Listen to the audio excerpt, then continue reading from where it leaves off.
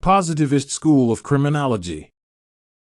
Criminology is the study of crime based on a social scientific approach. Crime is regarded as an individual and wide social phenomenon.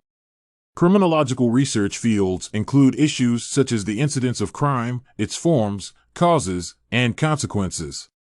Governmental and social regulations and certain reactions to crime are also included here.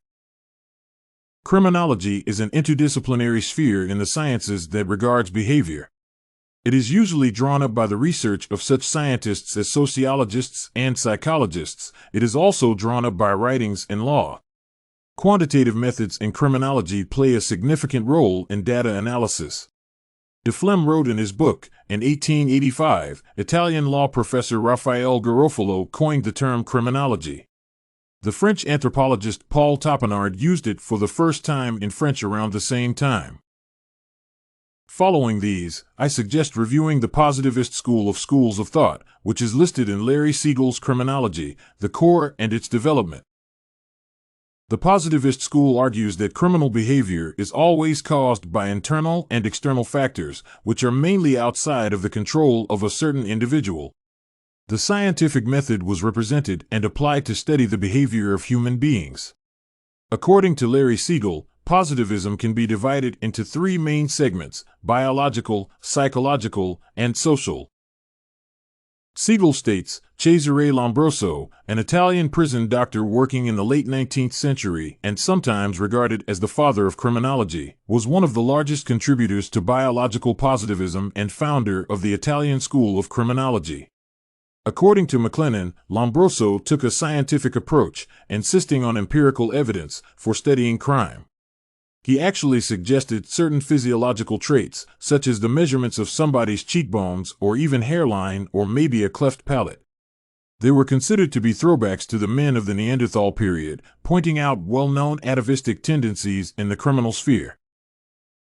This approach was actually influenced by the earlier represented theory of phrenology and also by Charles Darwin's evolution theory. However, this approach has been replaced.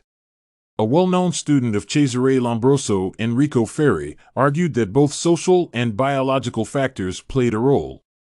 Ferri stated that criminals should not be regarded as responsible for the factors causing their criminality but were actually beyond their control.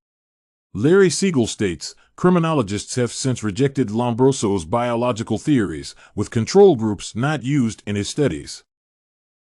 Then, we may speak of Alexandre Lacassagne and his own school of thought.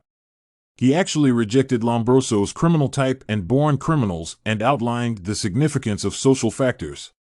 The key positions of his theory were opposite to Durkheim's social determinism, but still, Alexandre Lacassagne did not turn down certain biological factors. Neville said about these, indeed, Lacassagne created an original synthesis of both tendencies, influenced by positivism, phrenology, and hygienist, which alleged the direct influence of the social environment on the brain and compared the social itself to a brain, upholding an organicist position.